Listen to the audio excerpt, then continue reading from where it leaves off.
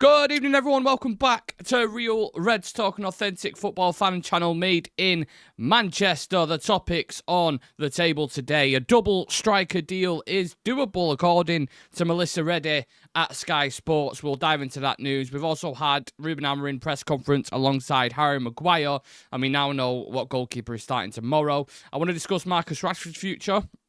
He's been doing incredibly well for Aston Villa.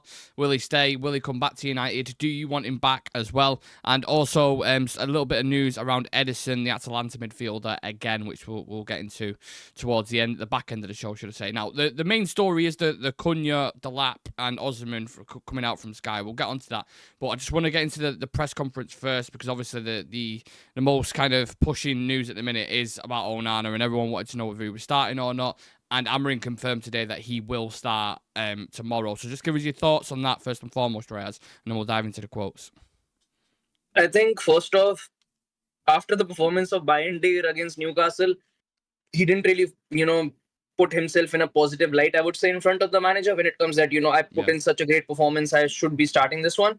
So from the perspective of the manager, I do understand as to why he's going with Onana. Again, at least with Onana, he has this, I would say, sort of confidence that at least he's played at this level in a European competition before. I don't think if Maguire has actually played in a quarterfinal stage in the Europa League or even the Champions League at any point in his career. And again, after conceding 4 against Newcastle, any keeper's morale is going to be down, especially in the fashion that we conceded the goals as well. Not going to say that all 4 goals were because of him, but overall, I think the performance was quite sloppy. And with Onana, again, there is at least a slight turn that maybe he has a decent outing. Maybe he makes like those double or triple saves that he could do, but you go into the game with a 50-50 approach. So I understand why he's gone with Onana in this one. And again, I think now that we've seen Maguire as well, after him coming back from his injury, I think it is a much better gamble to go with Onana. He got pushed about this quite a lot in the presser, as you can imagine. A lot of journalists. I mean, there was about 7 or 8 questions on Onana and the goalkeeper and if you should drop him. And on potentially signing a new goalkeeper, Amorim replied, "We need to improve every position. Goalkeeper is the same. We can work with Andre. He's already proved he's a top player. We're going to make that evaluation for any position in the squad. My record is the worst in the team. I'm also underperforming." That was his reply. And then Maguire got pushed about it because he couldn't get anything out of Amorim. And he went on to say, "Andre has proved he's an excellent goalkeeper. In a career, you have times when you feel everything is going against you. It's about how you build yourself up. He's a big personality and will want to show everyone what he's all about." Now, I get he's trying to protect him. Like a manager and a former captain, you'd kind of expect that, right? They're not going to fucking, throw him under a bus. But they must both be thinking behind closed doors, he keeps throwing us under a bus. Especially when you think about this situation. You remember when Onana first joined with Maguire in pre-season, when he was just fucking screaming at him and trying to make a thing and trying to be that kind of leader on the pitch. But there's no doubt in your mind, at least is there surely, Shreyas, that these two guys, one, as a defender, you wouldn't want him as a goalkeeper behind you, and 2, as a manager, when you have a keeper who's making that level of mistakes, surely he wants to move him on, and this is all just kind of saving face. Yeah, and again, the thing is, he didn't... One thing that really still stings me is why did he have to come out with that comment before that Lyon game? Yeah. Especially when, you're not in a position to actually back it up, because it only invites unneeded attention towards you. And as a Manchester United goalkeeper, and considering the state that United is already in, we already invite a lot of media attention. So to invite more trouble on top of that, and then making a mistake in that game and conceding both of the goals is not really a good look. I think, again, with the manager, from the manager's perspective as well, I think he has, when it comes to Amorim, he has protected a lot of players up until now, even when they've had some very, I would say, crappy performances, including Onana. I still think that, he's just trying to get this season done with as well. Like most of the fans think, like, just get this season done with. I think manager and quite some of the players as well, they think the same. That just get the season over with, move into the summer, have a clear out, get someone in, get the people you don't want and who don't fit into the system out of the club, and then reevaluate, reassess, rebuild, and then go on into the next season. But I think that time spell in between that period is going to be very key for us, because I think winning the Europa League could prove very, very beneficial to us. Getting that Champions League football, getting that sort of financial leverage going into next season, because financially we're still in quite a bit of a pickle, and we still don't know how many players will we actually be able to offload when we move into the summer. There are positive signs about certain players who might be leaving, but we still don't know the evaluation when it comes to them as to how much they will go for. Well, again, he got pushed about it, and he had a bit of a back and forth. I don't know if you actually watched the presser yourself, but he had a bit of a back and forth with one of the journalists, Jamie Jackson. And Jamie Jackson accused him of avoiding the question about whether he needs a new goalkeeper or not. And he said, "You choose the questions, I choose the answer," which I thought was a really kind of funny response to it. And basically went on to say again that we need to play better as a team, and we all need to take accountability. He touched on the injuries as well. He said that Delap is going to return before the end of the season. He's got some pain. We need to be sure he's in the right moment. He's working really hard. Plus, he's a tough guy. And also, when Aiden Heaven has had a small setback, nothing too major, just maybe a week or so. And Amorim is hopeful of having Ahmad back before the end of the season, but not this month. So it's looking like May, which we kind of knew anyway. Yeah. But on Amad Diallo, one, do you think he'll be fit for the semis or the final? Do you think that's realistic? And two, what impact do you think he can have returning from injury for the rest of the season if we are still in the Europa League? Could he be the difference, basically, between us winning it or not? I think he will be an absolute difference, because I would still say, if you have Ahmad in this team, whether you deploy him as a wing-back or even if you deploy him as a 10, alongside Bruno as a 10, that's when our attack has looked the most, I would say, fluid, especially when it comes from the 10s, because when you put Garnacho in that 10, it doesn't really work out as well. I still remember there was a spell in between when we saw Højlund or Xerxes up front, and then we had Bruno and Ahmad behind them, and they work quite well, Bruno and Ahmad. So as a pairing as well, they complement each other.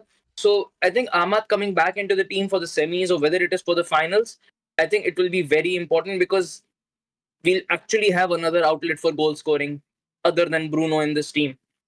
And I think even for Bruno, it has been quite taxing to be, I would say, not just the focal point, but just the person who's probably going to do everything, when it comes to the defense, when it comes to the offense, when it comes to the build-up, when it comes to a chance creation, when it comes to ground covered, every single thing, and Bruno is on top of that. So you need someone who can share that sort of burden with him. And with Ahmad, I still know if he's even 60 to 70% fit and he can be on the field, he'll do much more of a difference than what Garnacho does on the field. Go ahead. I was going to say, I'd imagine it's very difficult, though, for a manager to balance that when you've got a player coming back from an injury, obviously rushing him back too soon, then he's actually out for a longer period of time, or having that player available who's going to make such a difference in a game. When do you start to risk it? Because what we're doing with Luke Shaw at the minute, let's say, for example, he got 10 minutes against Newcastle, right? It feels like we're doing a similar thing what England did in the Euros, where it was kind of wait, and then when you get to the semis and finals, then put him in and see how But then obviously he got injured, didn't he, basically straight after the final, and then he was out for a long time. So it must be really hard for him to say, do we rush it? Do we bring him back? I don't want to risk these players again. But if you go out with the Europa League, then it's like, well, what does it matter? Because the Premier League games that are left, like, you've got nothing to play for. So I would risk it right now, actually, thinking about it. Even I wouldn't risk it. Like, if he's genuinely fit enough to actually play, like if it is like the second leg of the semis, we are up against Bilbao, and he's fit enough to actually play, it's a no-brainer that I would bring him into the team, because again, against that sort of a team, you need someone like Ahmad, because you need that sort of dynamism, you need that sort of, I would even say, vision in the final third to actually break that sort of a team down, and not just from one side, but from both the flanks. So Ahmad is going to be crucial, whether it's going to be the semis or even if it's going to be a final. So personally, if it's like a 50-50 approach that he can come in, but it might risk an aggravated injury, I wouldn't risk him, because I think next season is going to be even bigger for us. And if Ahmad comes in and gets injured and he's out for like 6 to 7 months again, then you again risk a situation where not just a striker, you need to go for an out-and-out 10/right wing back, and you need to shell out around 60-75 million more on top of the amount you're already actually going to be offloading for a striker or a winger. So I think we need to be cautious with Ahmad. I think we're being cautious with Shaw. We're being cautious with Mount. I think he's going to have a similar approach with Ahmad. It just, I think it even depends on the situation that we are in. Like, imagine we go out against Leon in the next leg itself. This situation won't even arise. If we do manage to Yeah. get into like a very serious position in the Europa League, I think that's when an Ahmad conversation could even strike up. What about the immediate future then for tomorrow? Because you do have players like Shaw, Mount. What do you reckon they're ready for? Would you start them, or are you still seeing them both as subs at the minute? Personally, I would want to start Mount because I think having Mount against Leon aren't that much of, I would say, a defensive masterclass sort of a team. I think if you have someone like Mount and someone like Bruno in behind Hoyland or Zirks, because Zirks is not there, so Hoyland is only going to be the only person out there. So you need someone like Mount in there. And I would say even if he can stay fit for like 50, 55 minutes, don't play him the entire 90. Play him for like 55 minutes to 60 minutes. Against tired legs, get Garnacho on. That's when he can actually have any sort of an impact. If you start him, he's not going to do anything for you. At least against tired legs, you have that sort of an option that, maybe, with that pace, they might struggle. Garnacho can bring that sort of, I think as an impact sub, he has more of an effect into this team rather than a starter. So personally, I would start Mount, but you're just at such a loss for options when it comes to up front. Because you've only got Hoyland as a striker. Xerxes is gone. I would have loved to start Xerxes in this game, but you've got Cobby as well. Don't forget as well, Shreyas. Cobby. I mean, I don't think he'll start, but I mean, a good half of football, he can obviously have an impact. When he came on, was it actually against Leon on the Thursday night when he came on? He had like a really, really good impact. So these are players who can still make a significant difference, but goals win your games, and we don't really have much in that department. I mean, genuinely. I mean, I know Rasmus has only scored 1 in 27 games or whatever it is, but if he went out now, we'd have actually no strikers at all available because even Cheeto can't play. Cheeto's not registered to play. So we actually have none. You'd have to play before to play a false 9. But this tournament is obviously hugely important for fans involved, for players, coaches, Amorim in particular, because in terms of what's going to happen in the future, and he's spoken about this, and he said that basically winning the Europa League, the champion, and getting into the Champions League, it can change everything. It's more about budget, important planning next season. You can see it both ways. Champions League is going to be tough to play against top teams on Wednesday, then top teams in the Premier League. We want to win titles. Now, it's all good reaching the Champions League. Let's say we do win the Europa League, Shreyas, and we get into it. Do we even have a chance of competing with this current squad at the minute? Even if we have a really good window, is there any positivity going into that campaign when you think about how the past couple of ones have been? Again, I think if we do make it into the Champions League, it also depends on our luck. Because I think even this year, there were a lot of lucky teams that managed to actually, because of the run of games they got, they were able to get a bit deep into the stages. But like if we move into the Champions League next season, our first 3 games are, PSG, Atletico Madrid, Inter Milan. We're done. Like there's not even a conversation. We're already out. But if we go and it's like, you're playing Feyenoord, Slavia Praha, Sturm Graz or Red Star Belgrade. Then you can probably go that, okay, maybe we make it to the round of 16 or maybe we make it to the quarters, but that's the limit. That's when once again, when Barca, Madrid, and these sort of teams actually come through, the quality gap is just going to be way too much. I still think, though, that if we are able to have a good window, like if the players that are right now being mentioned around, like we get a Cunha into that attack, we get an Ederson in or a Reinders into that midfield, we get another centre back or a wing back into this team. I think there will definitely be a big improvement. We would look much more solid going forward, and technically as well in the midfield, retaining possession, actually able to break down teams and seeing a striker actually be deployed into the box as that sort of poacher. There will be improvements, but it won't be as much that we'll see us instantly challenging for titles. I think it will still take us some time.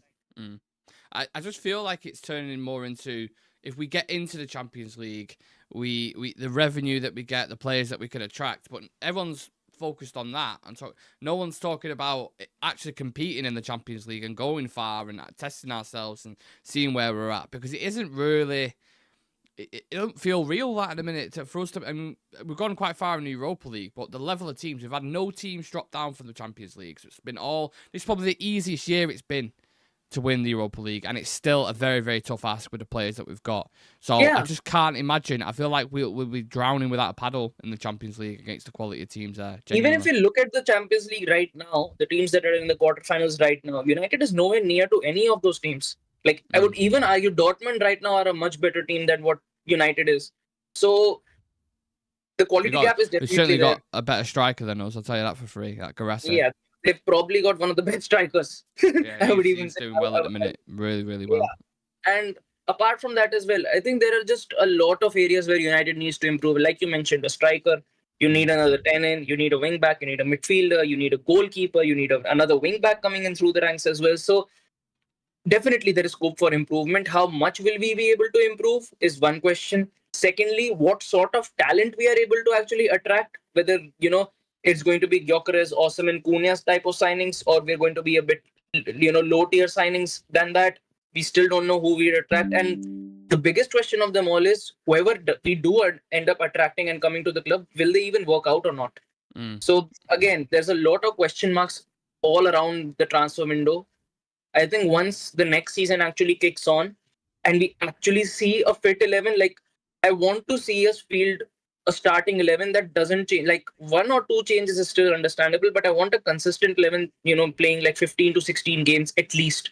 I don't want it to be, 1 game, 5 changes into the next game. 4 players injured, 3-4 changes into the next game. No, interesting, isn't it?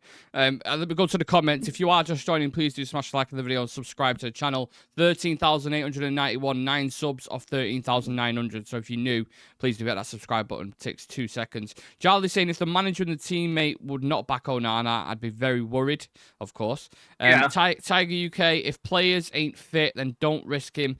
Get him ready for next season and hit the ground running. There are 2 key players that would help United. One would be the sale of Greenwood. This is very likely to happen now. The second would be a sale of Alvaro from Benfica. Extra bags of cash, both 50% sell on. Oh, right, I'm with you. The sell on fee. Yeah, sell on clause. Okay, yeah. Genuine question: would Højlund even benefit from Shaw putting it in the penalty area? Yeah, obviously you saw at the end of the Newcastle game, didn't you? But well, I didn't see it at the time because I just turned the game off and went and sat in here ready for the review. But Shaw created a couple of chances when he came on those crosses, and it was kind of reminiscent of the Carabao Cup final, wasn't it? When he did it for Casemiro from a free kick line. We know that he's got that in his locker, so it's a great point, James. We can create all the chances we want, but he's probably the least confident striker in the Premier League at the minute, I would probably say. Yeah. But that can flip on its head if he scores against Lyon tomorrow and gets an important goal. You never know. Yeah, look, he is made for European competitions again. He's got his best goal tally in European competitions. So I really wish he does come through for us because we've got no other option but him now in the attack. Yeah. That's it. Højlund, that's it. But does that not add more pressure to him? Because he knows he's the only one. Like, he was playing bad anyway, but now it's like, you're not even got a choice. We can't even rotate you. Like, we can't even drop you for a game. So I think this time spell until the end of the season will define his future. Whether he'll stick around or not. Because if he drops stinkers in the remaining 10 to 12 games this season, I think people will actually have a conversation at the club about actually moving him on. Yeah. If he actually ends up getting 4 to 5 goals, I'm not saying score a goal every single game, but at least get 4 to 5 goals. At least there will be a conversation that, young, lot of pressure, still adapting, struggling team. At least he's been able to deliver 10 goals or 11 goals this season. Yeah. Get us experienced striker in. He'll learn off from him. Then these conversations can happen. If he ends up with the tally he's already got, I think he'll be moved on. Yeah, I agree. Tim99 saying if we do get into the Champions League, I can't see us being there this season after. Onana has a higher ceiling but a lower floor. On balance, they're both pants. But I'd still go with Onana for now. Højlund will ever be the man up top for us. I've said this from the day we signed him for a silly amount of money. Squad player at best. To buy 2 strikers, Rasmus will have to go surely. I read somewhere that Rasmus still has a £40 million book value. I remember people bragging Rasmus could run the 100 metre in under 11 seconds, but we yet to see it. No, I do think he genuinely think he is quick. But But that means nothing if your first touch is way off and you can't position yourself in the box and you're snatching at shots. You don't have any composure in front of goal. It means nothing, I innit? think You might as well have Mo Farah up top if you're a good runner. Yeah, his attack positioning is quite off. Whenever we actually do win the ball, he's never playing to his strengths with his which is actually channel running into the box, where he's actually quite good at. Never does that anymore. Last season he used to do it quite often. That's why he ended up with like 16 goals last year. This season ends up wrestling and just interacting with the opposition centre backs for most of the game. You never see him in and around the box. You see Garnacho in more threatening areas where I would personally want Højlund to be more active, but he's never there. He's got, I think the biggest problem that I actually saw was Maguire was playing one of the games up top and he had more shots on target than what Højlund managed in the past 30 or 35 games. Do you know what the perfect word is for our attackers? They're just rash. They're very, very rash. Like, very raw, rugged. They lack a lot of composure at times. Like, the first touch in, like, really important areas. It'll just, or the weight of pass. Fundamental things like that, they're not good at. And you can't have that at Premier League level. Like, obviously, Garnacho's finish that he scored against Newcastle was really, really good. But that's taken about 100 shots for him to score that one. That's the difference with him. He has so many shots. I was looking up his stats the other day when I was doing a Cunha Delap video, editing it. And he's had, I think it was 73 shots, and he scored 4 of them. So that's one of the worst conversion rates in the Premier League out of anyone. I think he's up there with like Eberiche, Eze, and there was a couple of others. So just too rash, too raw, not converting enough, and that is just our attack in a nutshell, basically. I still remember that game we had against Spurs. There was an open net. Garnacho was there, and he skied it. Nowhere near to the pole as well. Yeah, we know what he's all about. He's been frustrating me all season. But again, like you said, though, he should be an impact sub. Garnacho shouldn't be starting every single game. He should be coming off the bench and 20 minutes and just being an absolute threat. That's what I'd love him to be, but we don't have an option. Look, speaking of windows and striker targets, this was the main story that we went with, and I was going to kick it off with this, but I wanted to get through the press conference stuff first. Melissa Reddy from Sky Sports, I don't know if this is on Sky Sports News, but she's came out and said, obviously she's done interviews with Amorim and she's quite close to the club. She's the United correspondent, saying Victor Osimhen, Liam Delap and Matheus Cunha are among the players being considered for Ruben Amorim's rebuild. Man United ideally want to sign 2 attackers this summer. What 2 would you go and get out of all the ones that we're linked with at the minute, Shreyas? Who would be perfect, I think? I think Cunha for sure. Osimhen is... I wouldn't even mind... The ones that we've been linked with, I wouldn't mind any of them, to be honest. I'm like, we're speaking how shit Højlund is. Like, I'm desperate, man. Look, the thing is, I think for me, Cunha is a nailed-on signing. Reason being, he's very agile, very mobile, and when you look at our 10s, you need dynamism, and he is genuinely one of the players in the Premier League who's so dynamic. Yeah. And I think as a 10, if you put him alongside Bruno, or if you put him alongside Ahmad as well, I think the combination works quite well because Cunha is rapid on the ball. And his first touch is quite good. And on top of that, the decision-making ability inside the box is actually quite good. He's not rash. He's able to assess his options, and he's quite clinical in his approach. That's why I like Cunha very much. I wanted him last year as well. And the talent is definitely there for us to see. And he's still quite young. He's like 25, 26. 25 years, yeah. So I think for me, Cunha is definitely going to be a big signing because Wolves cannot hold him down any longer. No, it's release clause, isn't it? It's release clause. So. And again, if you're getting him, you're getting basically 20 goal contributions or 25 goal contributions at the minimum for like a 60 million price. I think it's quite worth it. So I think Cunha I'd definitely get. Apart from that, I think Osimhen as a 9, I don't think we get Gyökeres. So I think the next person for me in line is definitely going to be Osimhen because he's a beast in the box. Physically, he doesn't really get dominated by other opposition centre-backs. Channel running, he's quite accurate. And again, you need someone in the box who attackers actually fear. So he'd actually be in those spots where when you make those, low crosses into the box. He bullies centre-backs, innit? He don't get bullied by them, he bullies them. Like, very physical. Great in the air as well.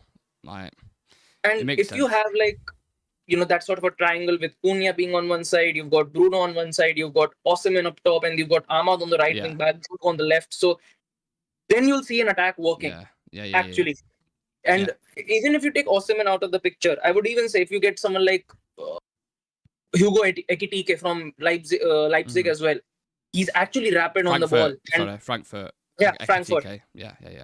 So because he's technically quite good. He's like Xerxes, but unlike Xerxes, he's actually got a lot of pace on him. Yeah. So that's why it would work quite well for him if he does move to United. I would still not mind getting Sesko in because I think Sesko fits quite well into this system. So there are definitely going to be a lot of options for us. Still depends on how much we are able to generate through sales, because not sure how much Rashford goes for, not sure how much Antony goes for, and not sure where Sancho might end up next season. So if we are able to generate around 70-80 mil, I think that's when we can get at least 2 of those signings in. Fingers crossed, Shreyas, mate, because no, we need to sign someone, please. I'm just looking at Cunha's stats: 16 goals, 4 assists in 30 games. He's got for, which is really, really impressive. That's a fantastic return, especially in the Premier League. This is someone who's played as an attacking midfielder, a right winger, a left winger, a second striker, and a striker as well. He's played everywhere. He's extremely versatile, and Cunha's almost maybe even top of my list who had won out of the players, just because how well I think he'd suit Amorim's system and the ball carrying nature. When you watch Morgan Rogers, for example, at Villa. Yeah. That kind of player United need, and I think Cunha's not the exact same as Rogers. They've got different qualities, but they're just strong, quick. You saw it when Cunha played against us this season. He picked up on near the halfway line, went past Mainu, went past a couple of other players, occupying those half spaces at the right, maintaining the width of the attack alongside Strand Larsen. He's quite good at all those jobs, and I think apart from how do you think, on a realistic note, how much do we generate through player sales this summer? Well, I think we do quite well with wages because a couple of players leave anyway, aren't they? In Ericsson and Lindelof, so that's quite good for PSR. Yeah, exactly. Casemiro, if we do get rid of him, I don't know if we're going to. I think we might struggle with that. Rashford, who we'll talk about in a minute, is doing really well at Aston Villa, so that can only be good. But then that depends. If Villa don't get Champions League football this season, I don't think they'll go for him. If they do get Champions League football from the Premier League, then I think they've got more of a chance of affording his wages, basically, because he's just on way too much. Antony, I think, will go now because Real Betis are really happy with him. So you've got a bit of money to play about. I'd probably say if you get 40-50 for Rashford, let's say 20-30 for Antony, and a few other little bits, you might get to 100 million. In sales, potentially, just depending on how it goes. So if you do that, and we've got 100, 150 to spend, then you can do all right. But it's all theory. It's not practical at the minute. We just have to wait and see for the summer and where clubs are at, because a lot of clubs like Villa as well are facing PSR regulations, and they are quite close to it, and they need to be careful. So signing Rashford who's on 300 grand a week, let's say, for example, it would be on more wages than anyone at Villa, and then you disrupt the players there. So I think there's more nuanced issues that are behind it. Maybe Forest come knocking. They're getting Champions League football. Maybe they come knocking. Yeah, Forest are certainly going to be in for a couple of players, I think, as well. But it's weird. It's like a bit of a merry-go-round at the minute, because I think with Premier League clubs, with them names that I just mentioned in particular, Osimhen, Delap, and Cunha, Chelsea, Arsenal, many, many other clubs are going to be interested in these kind of players, especially like Nottingham Forest, for example. I can't remember who I was listening to before, but they could go in for Liam Delap. You got Chris Wood there, who's 32, 33. They might want the next one to come through, and they might be able to say, look, we've got Champions League football, look how well we're playing. You'd be an absolute hero here. So that people at clubs like that could come in. And then what do we say? If we don't get in the Champions League football, that makes it even more difficult. So I'm fascinated to see who we go and get, genuinely, and who other clubs get. Because for Chelsea were very close to getting Osimhen, weren't they? Was it last summer? Oh, no, it was in the winter, wasn't it? In January. Yeah, this window itself. Close to getting him. Very, very close. And he didn't. So that makes me think, okay, well, why are they going for Liam Delap now instead of Osimhen? Will they go back in for Osimhen? If they get Osimhen, do we have a free shot at Delap? So it's... I don't know. Cunha's the one I really want, though, out of them all. Yeah. If it's you can definitely have one of them out of them, I think Cunha for me.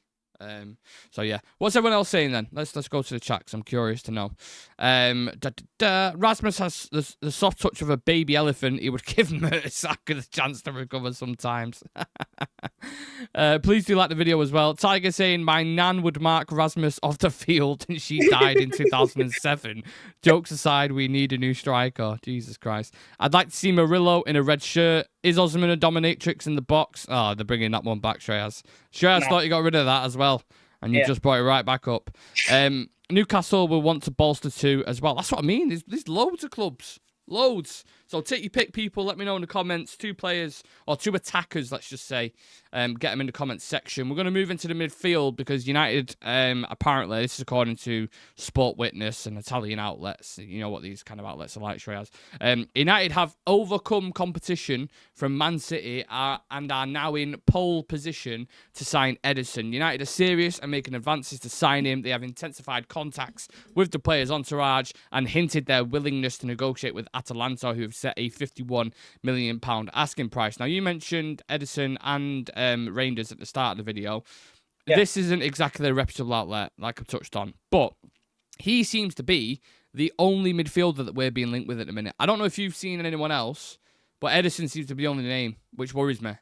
Yeah, and again, I think there have been a lot of strikers we've been linked with. There have actually been a lot of attackers like 10s and wingers we've been linked with. The only midfielder has been Ederson from Atlanta. Yeah. So I don't know whether we are placing all our eggs in one basket, but does seem that United are definitely considering him. Again, he's a like for like when it comes to the system because he plays the same system when it comes to the Atalanta side and does quite well in that team as that sort of, hybrid 8, box to box, as well as that deep line playmaker role. I think he does quite well in that department. So I think if he does manages to come to United alongside Ugarte, could form a decent duo because we've seen Ugarte and Menu actually don't quite well when it comes to as a partnership. I don't think that they are the future when it comes to that double pivot. So we do need someone else who can come in because you can't keep deploying Bruno in that position. I think Bruno's still the best when it comes to playing in that number 10, and he's going to be more effective when it comes to that number 10 behind the striker. So if we do get someone like Ederson in, does give you that sort of freedom that you can play Bruno, then probably play someone like Ahmad or Cunha up top them, and then you have someone like Ederson and Ugarte occupying the midfield because he's a very well-rounded midfielder.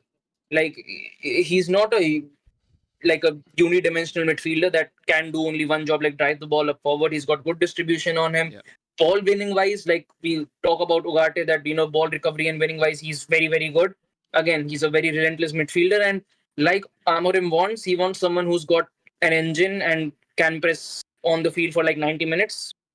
Ederson checks on all of the boxes. So I think fighting off against Man City right now is way too much for United if City are actually considering him for a replacement, because again, City are going to splash the cash this window. They want a Gundogan replacement, they want a De Bruyne replacement, they want another winger into the mix as well. So if we can move quick enough and get someone like Ederson in, I would be quite delighted. But again, we missed out on Quenda just because we don't have the funds right now. So if Ederson ends up moving to another club, I wouldn't be surprised.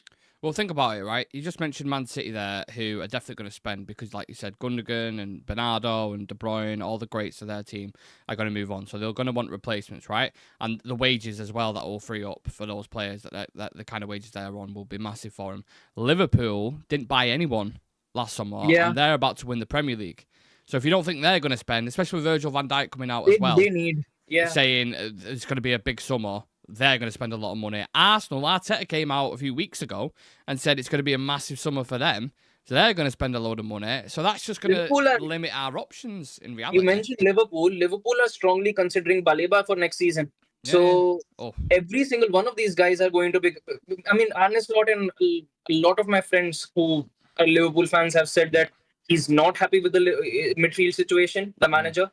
He wants someone else. He's actually ran Gravenberch into the ground this season, but he wants someone who is naturally a CDM, and he really appreciates Baleba. So if Baleba moves there, and you've got Baleba, McAllister, and then you've got Gravenberch or Szoboszlai in there, and like you mentioned, Arsenal are going to be pulling off some signings as well. Man City are definitely going to be pulling signings. Chelsea always get like 10 to 15 players per window. Newcastle, if and again Newcastle and Forest both might get Champions League football the way things are looking right now. They will be going to spending the cash. So you have to bridge the gap somehow. I agree. I don't even think it's going to end up being Edison. I think it's going to be someone. I mean, someone put in the chat before. I think everyone will link to not really true United will find players we're clueless about. I think it might be one of those kind of signings, Yeah. like Dorgu, for example. It might be someone like who's just a really good fit, like a 6 at some of the 20, 25 million, which I'm not saying is always right, but sometimes those players work out and they turn into world beaters. So it just depends. Just the last thing on Rashford, really, really quickly, because I just want to discuss this before we went. Sure. Samuel Lucas put a couple of things out before on Rashford after the performance last night against PSG, saying no definitive decision has been made regarding Rashford's future. Members of his inner circle believe bigger clubs than Villa could be interested this summer. He's never been happier during his loan spell at Villa, and a source close to Rashford said he's benefited from a change of scenery at Villa Park and has appreciated Unai Emery's man management, kind of focusing with him and working with him and getting the best out of him as well. What did you watch PSG last night and Villa? What did you make of Rashford's performance? Interesting, isn't it? I think he looked quite decent. Like again, against PSG, he always seems to turn up. And again, did quite a number. Yesterday got a beautiful assist for Telemans and was very unlucky. I think if it wasn't for Donnarumma, would have gotten like a couple goals. Yeah. And he looked quite sharp, and you could see glimpses of him The old under. Rashford. Yeah, like actually, I wouldn't say like his first season under Eric Ten Hag, but you could see glimpses of his first season under Oli. Yeah. Like when he really got into rhythm. And that's when I saw him and I thought, maybe alongside Morgan Rogers, maybe alongside Asensio, he actually looks like someone completely different than, if you had to look him as a player at Manchester United. And I think Asensio actually helps him out a lot because he creates a lot of room for Rashford to move into. So I think system-wise as well, he fits quite well into Villa. And he's doing a fantastic job there. He has managed to get like 5 or 6 assists, I guess, up until now in Villa. So again, and Emery seems to love him as well. I think he has actually placed him higher into the pecking order in comparison to Marlon as well. Yeah. So of course he's definitely he started doing over Watkins last night, I think. And I don't know if Watkins was injured or anything, but he did. He started ahead of him. So he's definitely doing a decent enough job there.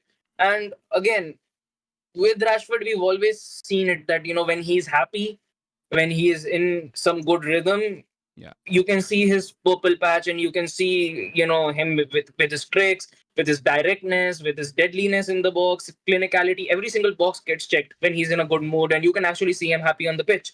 You could never see it at United in the past 2 years. But is that going to be a honey trap, though? Is that going to be a case of always back to his best? United think we can bring him back? Because Rooney was talking about this last night. He was saying, he should do this for United. I want to see him back at the club and doing that. Well, for me, objectively, I'm looking at it. I've seen this before. I've seen it too many times before. Where people need a perfect environment or a perfect coach to come in and work with him, and they do better again, and then they come back and it's the same old player. It's like I'm just done with it. Like just. We've seen it enough. We've seen it enough, and not just Rashford. There have been other players who we've hoped that come back and do a decent enough job, but it's not going to work. And I think because Amorim is going to be staying on as manager as well when it comes to next season, I don't think that Rashford has a future at United. I don't think that. I think Amorim knows that next season is going to define his future. And when he is going to look at his options when it comes to that track, he's going to look at them and go, these are the players I need to rely on to actually make my future at this club certain. And he's not going to look at Marcus Rashford. Like, he's not going to look at him and go, okay, he's getting me 20, 25 goals. He's getting me these many assists. He's not going to look at Rashi. So I think from an FFP perspective as well, I'm quite glad that he's doing very good, because if he keeps on at this rate, and if it's not Villa and if it's some other club or someone abroad and they come in and go, we're going to offer you like 50, 60 million for Marcus Rashford, I would actually take it. Because again, the financial legroom we get after that will be quite immense. Well, think if he sold Garnacho and Rashford, if they get like 100 over 100 million for both of them and the wages Yeah. of the bill, like the gap that I'm not saying they should do that. I don't know about Garnacho personally. I think they it should gets sell option, multiplied but as well. Like if you exactly sell over like 5 years, 40, amortization in it is how it works. yeah. So maybe United get that sort of leverage that, okay, Amorim, you can spend like 180 or 200 mil this window, which we desperately do need. And again, on his performance last season, I think if it wasn't for PSG and some other team, Villa might have actually gone through. I think they were a bit unlucky because, again, I agree. PSG are genuinely a freak of nature this season. You look at their attack, they're blessed with dribblers. Yeah. They are blessed with players who are they are the pure definition of wingers. They are not robotic. You look at Desiree Doué, you look at Kavara Shakilia, you look at Dembele, you look at Bradley Barcola, who actually comes off from the bench, who would start for probably most of teams in Europe right now. Look at their midfield. Again, João Neves would have been perfect for us. Now that you look at the system, he would have been perfect for us. Yep. But again, they've got Neves, they've got Zaire Emery, Fabian Ruiz. Then they've also got the likes of Vitinha.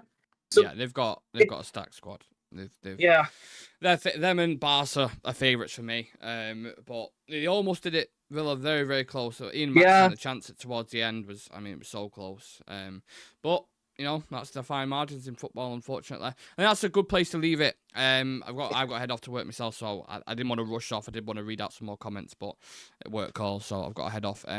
Look, massive game tomorrow. Onana will start against Leon Amorim, confirmed that today. And it's do or die basically tomorrow night. We're going to be live pre-match and post-match, so please do make sure you come and join us for any further updates going into that game, team news, individuals, injuries, press conference quotes. They are all on our Instagram, so go check us out over on there. And we're also being posted on TikTok now as well, so drop us a follow on the platforms if you can. Subscribe to the channel and smash a like in the video, and we'll see you guys tomorrow. Take it easy.